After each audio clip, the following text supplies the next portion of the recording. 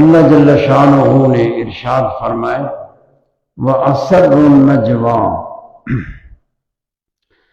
اور بہت پوشیدہ کیا انہوں نے اپنی ساز باز کو۔ نجوہ مانا مناجات، یعنی دو بندے آپس میں پوشیدہ کوئی بات ہو، راز کی پوشیدہ کرتے ہیں دوسروں سے، آپس میں تو کرتے ہیں لیکن بہت خفیہ طریقے سے کرتے ہیں۔ تو اللہ تعالیٰ نے یہاں فرمایا وَأَسَرُّ النَّجْوَىٰ الَّذِينَ ظَلَمُوا، ان لوگوں نے پوشیدہ، بہت پوشیدہ ساز باز کی آپس میں، ان لوگوں نے جنہوں نے ظلم کیا۔ مراد وہی ہیں جن کا تذکرہ پیچھے سے آ رہا ہے، وہ کفار ہیں۔ انہوں نے سازش بنائی اور وہ اسلام کے گرانے کے لیے ہمیشہ سے سازش کرتے ہیں۔ تو اللہ جل شانہ نے ان کی اس سازش کو، جو انہوں نے آپس میں نجوہ ہوتے ہیں، دو بندے کم از کم، زیادہ بھی ہو سکتے ہیں لیکن ایک خفیہ طریقے سے، اور جو دوسروں سے چھپائی جائے تاکہ ان کا راز فاش نہ ہو، کہ جو مقصد رکھتے ہیں یا جو ارادہ اور قصد رکھتے ہیں اس میں وہ کامیاب ہو جائیں۔ چھپانا اس لیے ہوتا ہے، وہ اپنی بات کو چھپاتے ہیں تاکہ وقت سے پہلے دوسرے آگاہ نہ ہوں اور وہ اپنا کام اور اپنا مقصود حاصل کرنے میں کوئی موانع پیش نہ آ جائے۔ اب اسر النجویٰ، نجوہ یہ اس میں مصدر ہے یا مصدر ہے نجوہ، اس کا معنی مناجات، سرگوشی کرنا، بہت پوشیدہ طریقے سے کوئی بات کرنا۔ اور اسرو، یہ عربی کا کلمہ اسرو ماضی کا صیغہ ہے، اسرار، اس کا معنی بھی اخفاء ہے، پوشیدہ کرنا۔ تو پوشیدہ کیا انہوں نے، پوشیدہ راز کو معنی بنے گا پوشیدہ کیا، یعنی اجنبیوں سے، دوسروں سے آپس میں تو بات کر رہے ہیں لیکن پوشیدہ کیا انہوں نے، پوشیدہ راز کو۔ وہ جو راز ہے، پوشیدہ ہے، پہلے ہے، اس کو پھر پوشیدہ کیسے کیا جائے گا؟ یہ فصاحت بلاغت میں ہے کہ ایک چیز میں مبالغہ کرنا ہو تو اس طرح عبارت آتی ہے کہ ایک ہے، مطلب ہے کہ انہوں نے بہت پوشیدہ کیا اور بہت یعنی مخفی طریقے سے اپنی مشاورت کو اور اپنے رازوں کو بیان کیا۔ یہ مبالغے کے لیے جو فرمایا اسر النجویٰ، اور نجوہ اگر نجوہ اس میں مصدر ہو تو، اور اگر مصدر ہو بمعنی تناجی تو پھر مبالغہ نہیں ہوگا، مانے انہوں نے اپنے مشاورت کو، اپنے راز کو دوسروں سے پوشیدہ کیا۔ آگے فرمایا الذین ظلموا، الذین ظلموا، یہ ایک نحو کا مسئلہ ہے کہ اسرو میں واو یہ ضمیر ہے فاعل کی، اسرو یہ طالب علموں کے لیے، چونکہ میں تفسیر قرآن مجید کی بیان کر رہا ہوں اور اس کو تو فوت نہیں کرنا، ہمارا مقصد ہے کہ قرآن مجید کی تفسیر بیان ہو جائے، ایک بار تو زندگی میں ہو جائے، اللہ وقت دے، کافی عرصے سے شروع ہے۔ وَأَسَرُّوا، اسرا یسرو، اسرار، یہ اسرو ماضی کا صیغہ ہے اور اس کا معنی ہے اخفا۔ اسرو یعنی اخفا، انہوں نے پوشیدہ کیا۔ اسرار کا معنی ہے پوشیدہ کرنا، اور یہ ضمیر واو اسروا میں جو واو ہے یہ ضمیر ہے فاعل کی. جب ضمیر فاعل کی آ جائے تو آگے پھر الذین ظلموا یہ بھی فاعل ہے اسروا کا فاعل. یعنی اس جگہ نحوی سوال ہوگا بھئی فعل ایک اس کے دو فاعل نہیں ہوتے، پھر ایک فعل کے دو فاعل نہیں ہوتے، جو فعل ہوگا اس کا فاعل ایک ہوگا. اب بندے جو بیٹھے ہوئے آپس میں بیٹھے روٹی کھا رہے ہوں تو روٹی کھانا ایک فعل ہے، ہر ایک کا ایک ایک فعل ہے. وہ متعدد کہہ دیتے ہیں کہ فاعل متعدد ہے لیکن فعل جو ہے ہر ایک کا اپنا اپنا ہے، ہر ایک اپنے منہ سے کھاتا ہے، دوسرے کے منہ سے تو نہیں کھاتا. تو اسروا یہ ہمیشہ فاعل جو ہوگا فعل کا فاعل ایک ہوتا ہے. اب واو بھی ضمیر ہے فاعل کی. الذین ظلموا انہا میں ایک مسئلہ ہے تو اس کے جواب دیا انہوں نے کہ یہ اسروا میں جو واو ہے یہ ضمیر ہے فاعل کی. الذین ظلموا اس کو بدل کر کے لے آئے، یہ بدل ہے. بدل مبدل منہ کا عین ہے اور یہ عطف بیان کی طرح وضاحت کے لیے ہوتا ہے اور یہ بیان کرنا ہے کہ چھپانے والے کون تھے. یعنی چھپانے والوں کا واو ضمیر یہ فاعل کی ذات پر دلالت کرتی ہے لیکن ذات کی احوال پر یا صفات پر دلالت نہیں کرتی. الذین ظلموا موصول صلہ ہے تو یہ صفت پر دلالت کرتا ہے. یہ ان کی مذمت کے لیے ہے کہ وہ جو آپس میں گویاں کر رہے تھے، آپس میں ایک قرارداد پاس کر رہے تھے خفیہ طریقے سے، وہ کون لوگ تھے؟ وہ شریف نہیں تھے. الذین ظلموا وہ ظالم لوگ تھے. یعنی شدت ظلم کا اظہار اسی سے ہوا ہے. اسر النجو الذین ظلموا ایک یہ ہوتا ہے. دوسرا جواب بھی ہوتا ہے. بہرحال چونکہ نحو کا مسئلہ سوائے طالب علموں کے اور نہیں سمجھے گا تو یہ بھی ایک طریقہ ہے کہ اسروا اس میں جو واو ہے یہ واو علامت کی ہے، یہ واو ضمیر کی نہیں ہے. تو اس وقت پھر فعل مفردی ہوگا اور یہ واو علامت ہے. علامت صرف علامت بیان کر رہی ہے کہ اسروا ہے تو مفرد کا صیغہ لیکن اس کے جو فاعل ہیں وہ متعدد ہیں، لیکن فعل ہر ایک اپنا اپنا ہوگا تو ان کو بیان کیا گیا. الذین ظلموا وہ کون ہیں؟ الذین ظلموا وہ جنہوں نے ظلم کیا. تو فاحش ظالم انہوں نے ساز باز کی، گویاں کی، منصوبہ بندی بنائی اور قرآن مجید نے بیان کیا. ان کی وہ مناجات کیا تھی، نجوہ کیا تھی، ساز باز منصوبہ بنانا، قرارداد وہ جو خفیہ بنا رہے تھے وہ کیا تھی، قرآن مجید نے اس کو بیان کیا.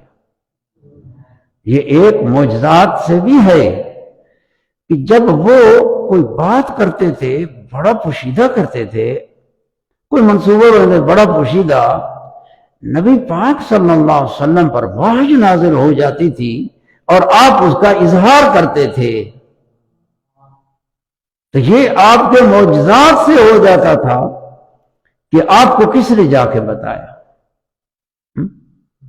ان کی جو وہ مناجات تھی، قرارداد، انہوں نے اتنے اہتمام کے ساتھ اور پوشیدہ طریقے سے کیا. پھر ان کی یہ بات آپ تک پہنچانے والا کون ہے؟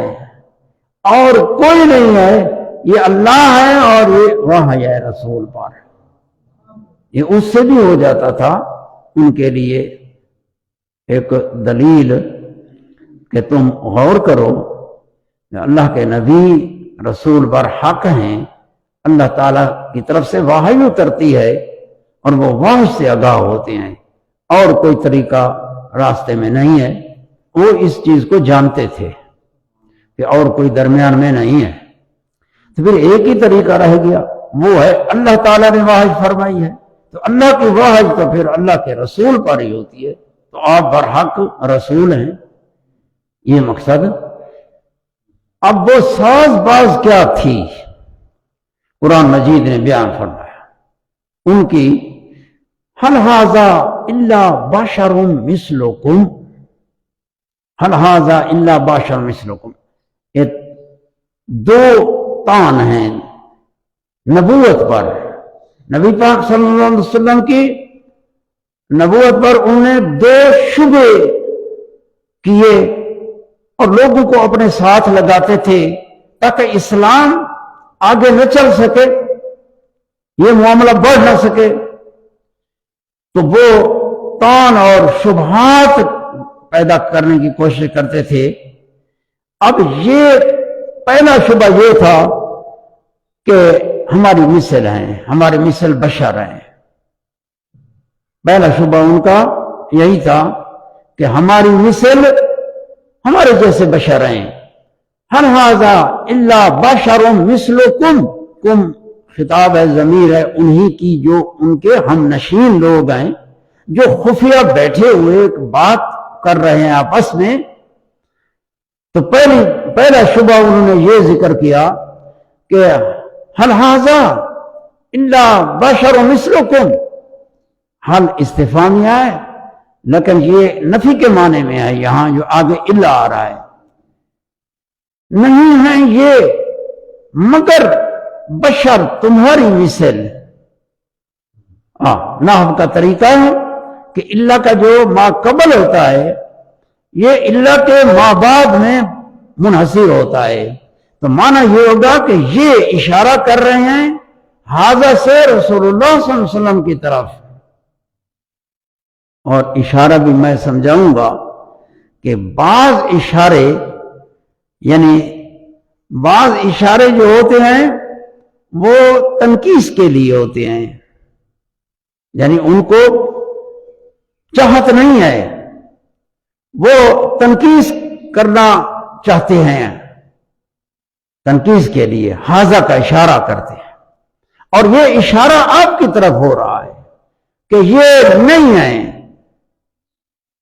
اب نہیں ہے، ذات کی نفی ہے، ذات تو موجود ہے، تو پھر کس کی نفی ہو رہی ہے حصر کے ساتھ، یعنی نہیں ہے مگر بشر ہمارے جیسے۔ اس سے ان کا ایک اعتقاد تھا کفار کا، ان کا ایک فاسد عقیدہ تھا، یہ بات انہوں نے اپنی قرارداد میں اپنے لوگوں کے درمیان خفیہ طریقے سے جو کی، وہ اس فاسد عقیدے کے بنا پر آئے۔ وہ فاسد عقیدہ کیا تھا؟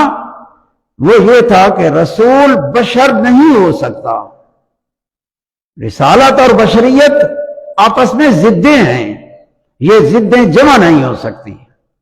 ان کا یہ فاسد عقیدہ تھا، بھئی بشر بھی ہو تو رسول بھی ہو، یہ نہیں ہو سکتا، رسول فرشتہ ہو سکتا ہے، بشر تو بشریت ہے۔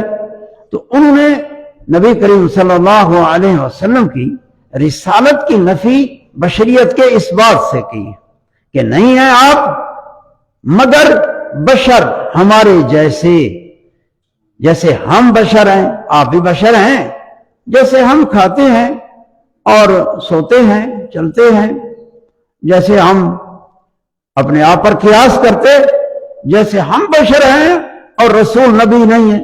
ان کا عقیدہ بھی تھا بشر رسول نہیں ہو سکتا، رسول کوئی فرشتہ ہونا چاہیے، یا ان کے اعتقاد میں یہی۔ تو اپنا اس طرح انہوں نے بیان کیا کہ یہ ہماری مثل بشر ہیں، یہ پہلا تان ہے نبوت کے اوپر،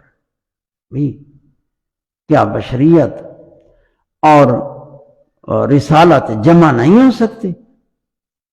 یہ ان کا عقیدہ فاسد ہے، یہ فاسد عقیدے کو بیان کیا، اور اس کی بنا پر نبوت پر تان ذکر کیا کہ ہماری مثل بشر ہیں، تو بشر بھی ہو رسول بھی ہو، اللہ تعالیٰ جس پر احسان فرمائے، اللہ تعالیٰ جس کو چن لے کہ بشر بھی ہو اور اس کو رسالت بھی عطا فرما دی، نبوت بھی، یہ کوئی ضدیں تو نہیں ہے، یہ کوئی نقیضیں تو نہیں ہے۔ عقل بھی کہے گا میں نقیضیں تو نہیں ہے، جیسے قرآن مجید میں اور مقام پر میں تو بشر کی طرف آپ نے فرمایا کہ اگر ہم فرشتہ بھیجتے لوگوں کی طرف، رسول بنا کر فرشتہ بھیجتے، تو پھر بھی ہم اس کو لباس بشریت پہناتے۔ جب لباس بشریت پہناتے تو پھر لوگوں کو جن کی طرف بھیجا گیا ہے ان کو پھر یہی شبہ ہوتا کہ یہ تو بشر ہے، ہمارے جیسا ہے، پھر یہ سوال کرتے۔ اور اگر فرشتے کو بھیجے اور اس کی اپنی خلقت پر جس طرح کہ اس کی صورت ہے اللہ تعالیٰ نے پیدا کی ہے، اور فرشتے کو عام آدمی دیکھے تو ڈر جائے گا، تو اللہ تعالیٰ فرشتہ بھیجے گا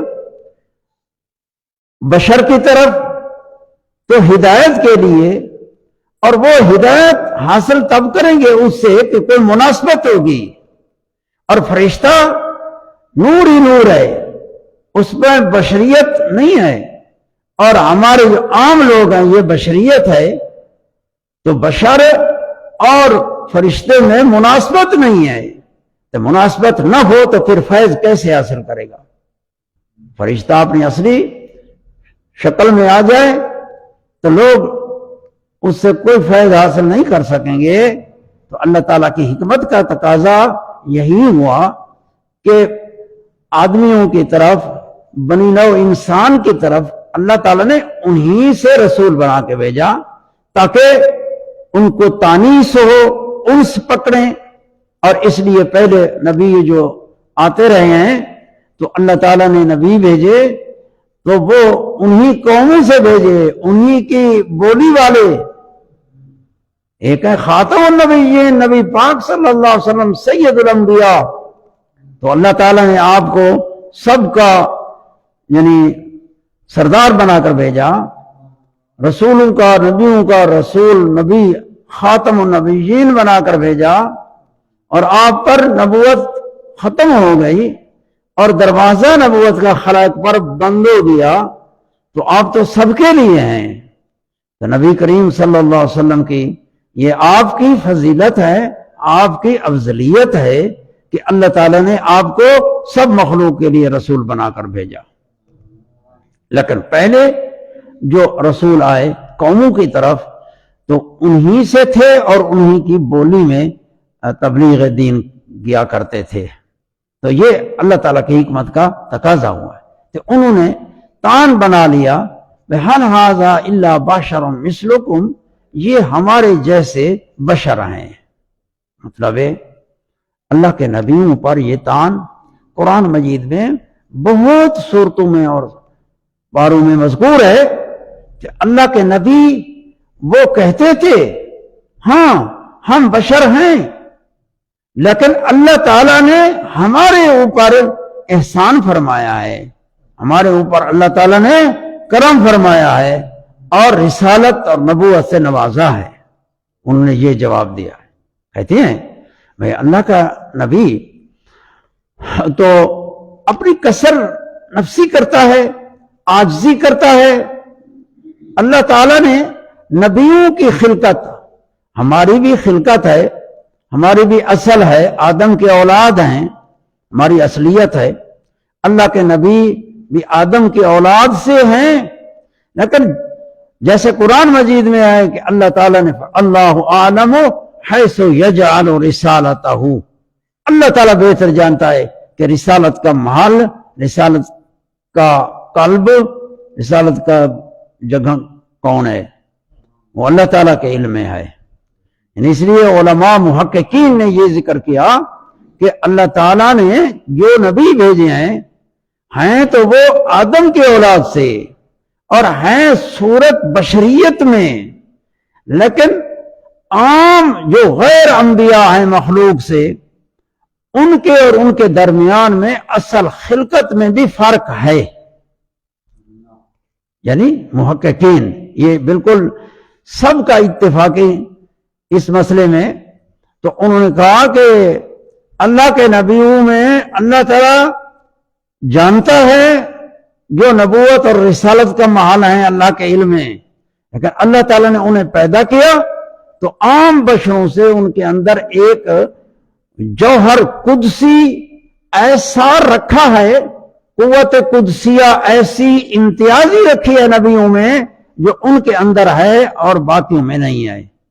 ہاں سارے بشر اور بشر آدم کے اولاد اور صورت بشریت میں، اور بشریت بھی فی نفسی ایک فضیلت ہے، لیکن ہماری وجہ سے کہ ہم عیب زیادہ رکھتے ہیں تو بشریت کا جب اطلاق مطلق بولا جاتا ہے تو جو فضیلت ہے بشریت کی لوگوں کے ذہنوں میں وہ فضیلت نہیں جاتی، عیب زیادہ جاتے ہیں۔ اس لیے پھر کلام آیا بھئی اللہ کے نبی ہیں تو بشریت ہے، لیکن کیا ان کو بشر کا اطلاق کریں، کس طرح کریں؟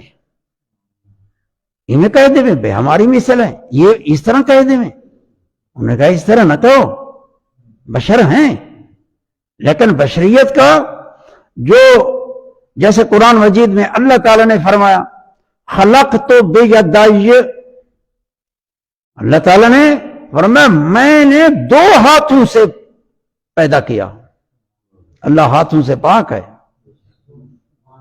اور کسی چیز کے متعلق نہیں فرمایا بیدی، یدین تثنیہ کا صیغہ ہے۔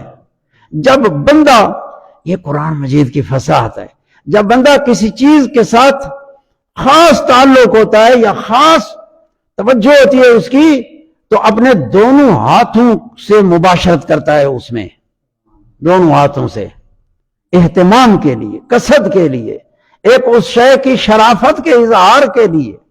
تو اللہ تعالیٰ نے آدم علیہ السلام کی خلقت جب ہوئی ہے تو فرمایا میں نے 2 ہاتھوں سے اللہ تعالیٰ میں نے اس کو بنایا، اور کسی شے کے متعلق نہیں ہے کہ میں نے 2 ہاتھوں سے پیدا کیا، وہاں آئے میں نے پیدا کیا، سب مخلوق کو پیدا کیا، لیکن جب آدم کا ذکر آیا تب وہاں 2 ید کا ذکر آیا، اور ید یہ ہمارے ید نہیں ہے، وہ اللہ تعالیٰ کے صفات ہیں، اطلاق ہے ید کا لیکن وہ متشابہات سے ہیں، اللہ تعالیٰ کی شان کے لائق ہیں، وہ اس کی صفات ہیں۔ تو اللہ جل شانہ نے ان کی شان بہت بلند رکھی ہے،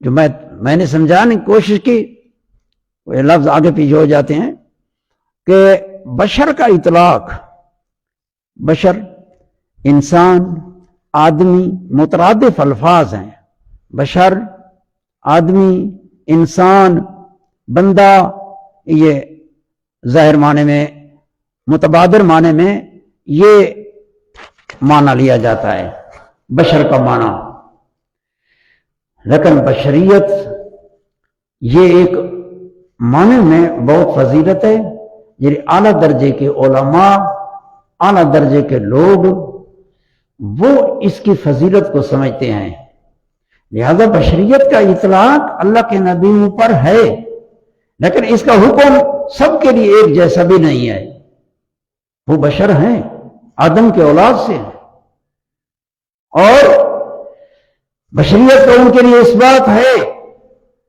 قرآن مجید میں ہے، اس سے کوئی انکار نہیں کر سکتا بلکہ اعتقاد رکھتا ہے کہ بشریت ہے، لیکن اطلاق میں یا ان پر بولنے میں اس طرح کہنا کہ ہمارے جیسے ہیں، ہمارے جیسے بشر ہیں، یہ خواص اور عوام کے درمیان میں اطلاق میں فرق ہے۔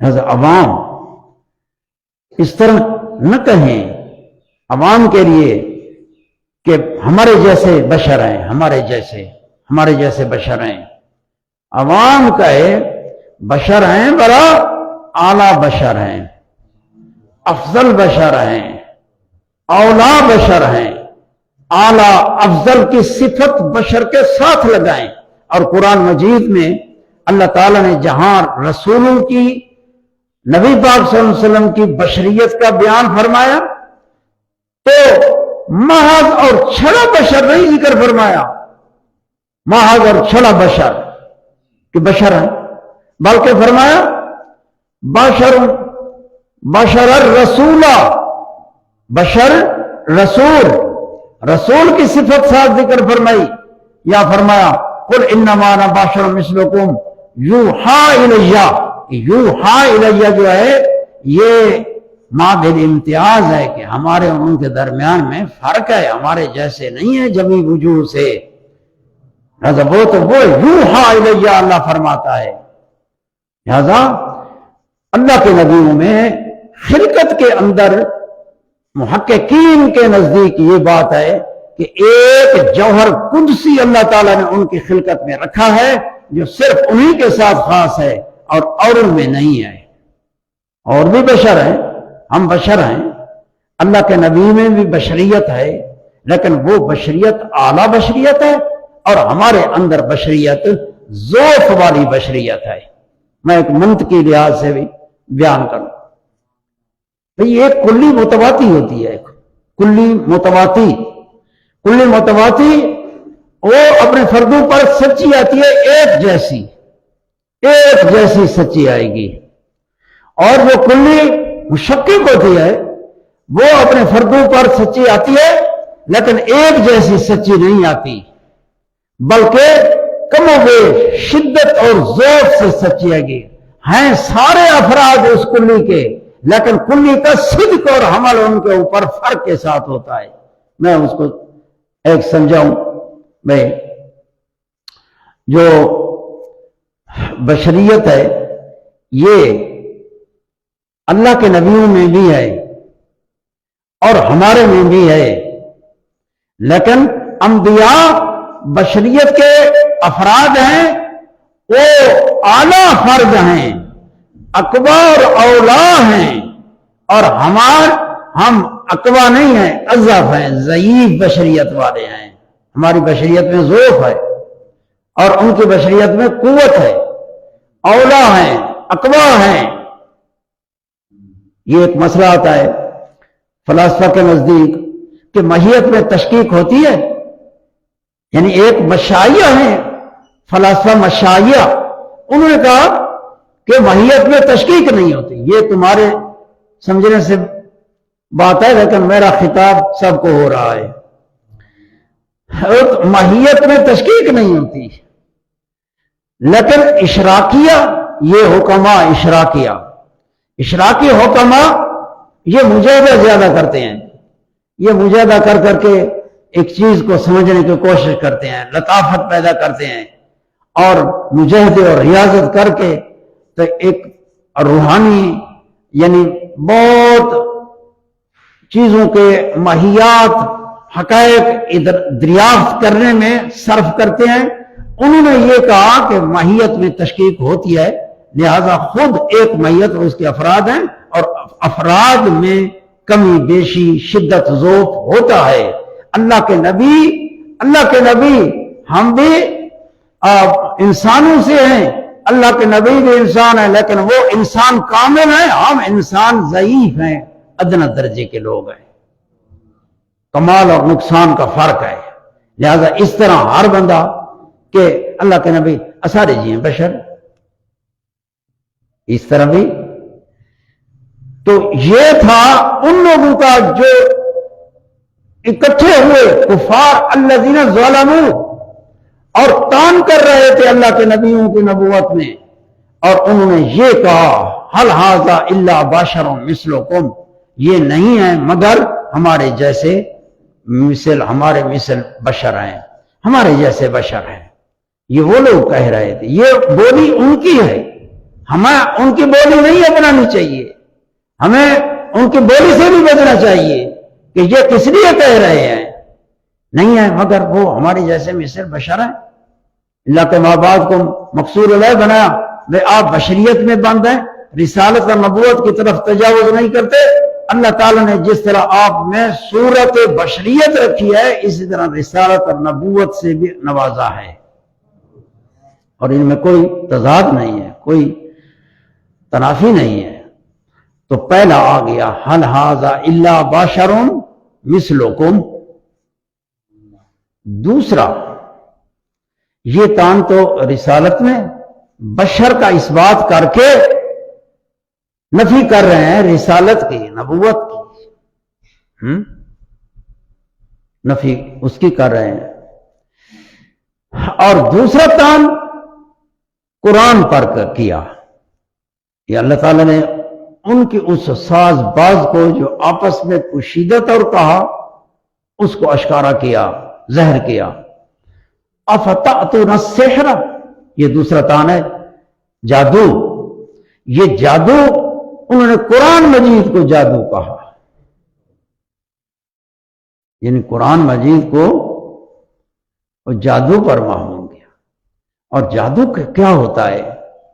یعنی جادو بھی کوئی کچے خواب یا اس قسم کے کوئی اسباب، یعنی ایسی باتیں جو واقع میں حقیقت نہیں رکھتی لیکن ظاہر نظر آتی ہیں، یہ جادو میں ہوتا ہے کہ جادوگر تمہیں کئی شعبدے دکھائے گا، یہ واقع میں اس کی کوئی حقیقت نہیں ہوگی لیکن ظاہر تمہارے تخیل میں وہ چیز آ رہی ہوگی، اس کی صورت ہوگی۔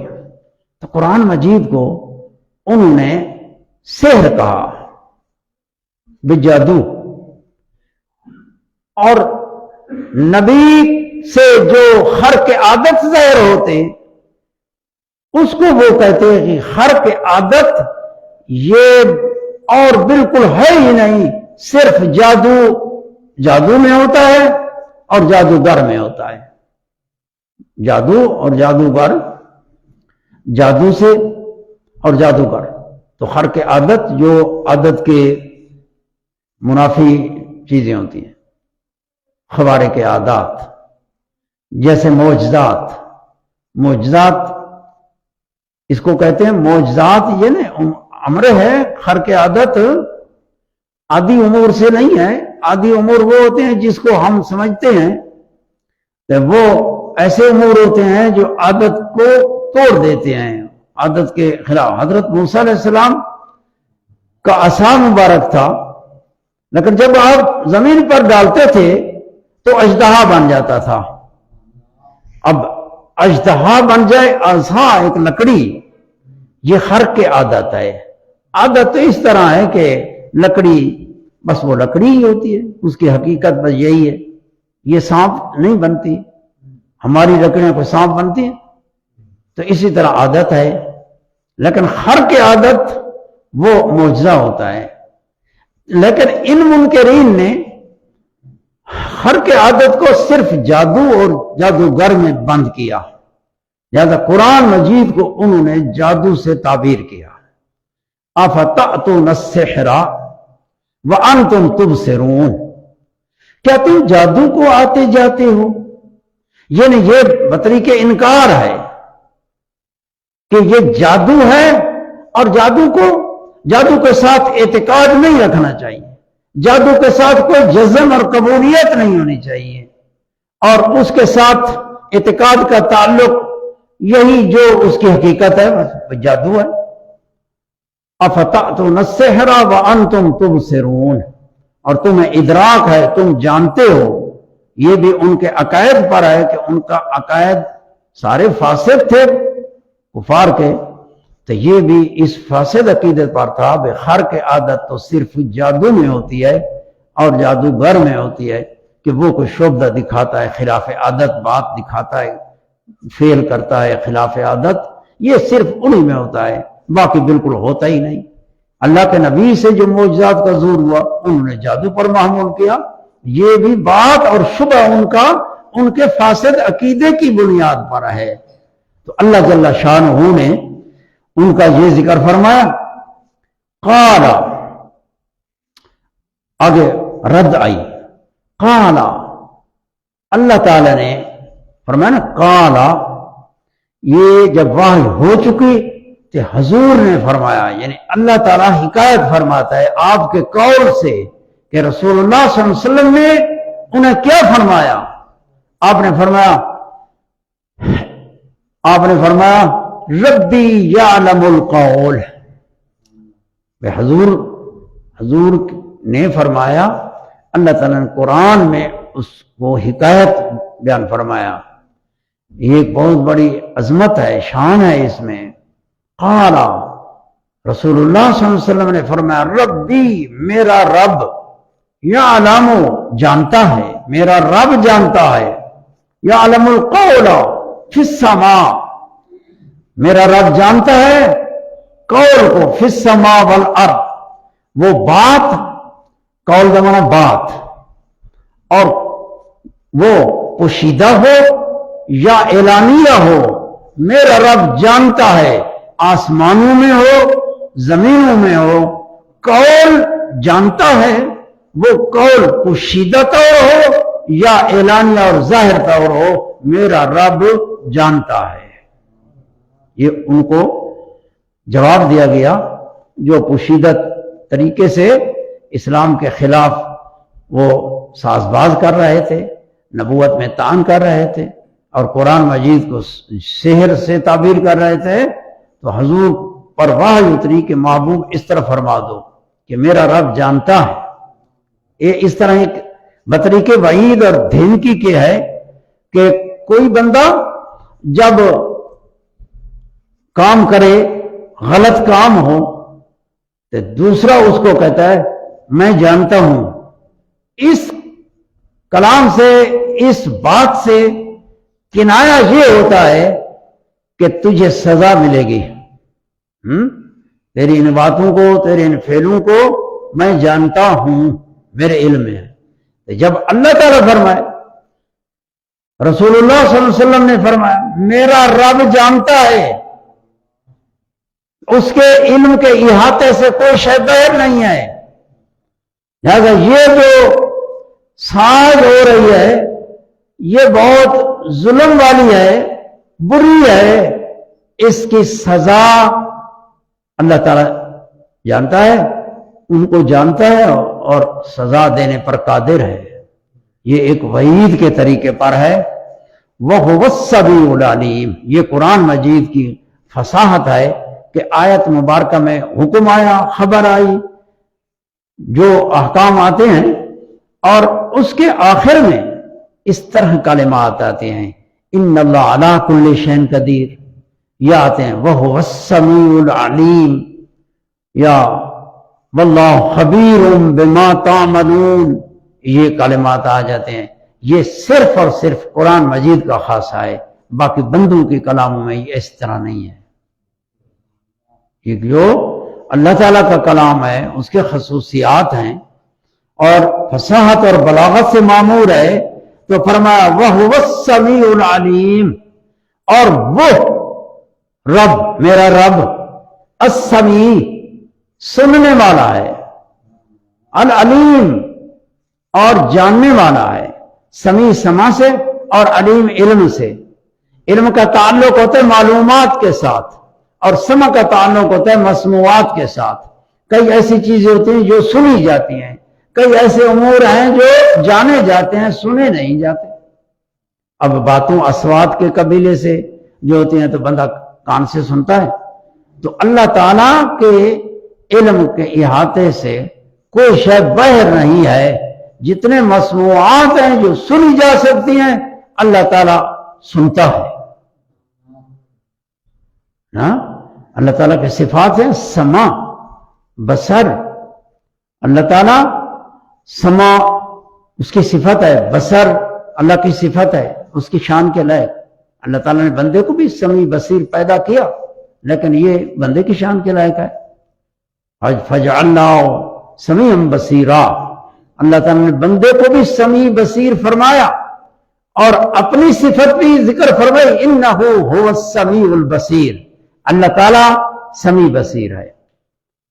اللہ تعالیٰ کی صفت بھی سمیع بصیر ہے، بندے کی صفت بھی اللہ تعالیٰ نے سمیع بصیر ذکر فرمائی ہے قرآن مجید میں۔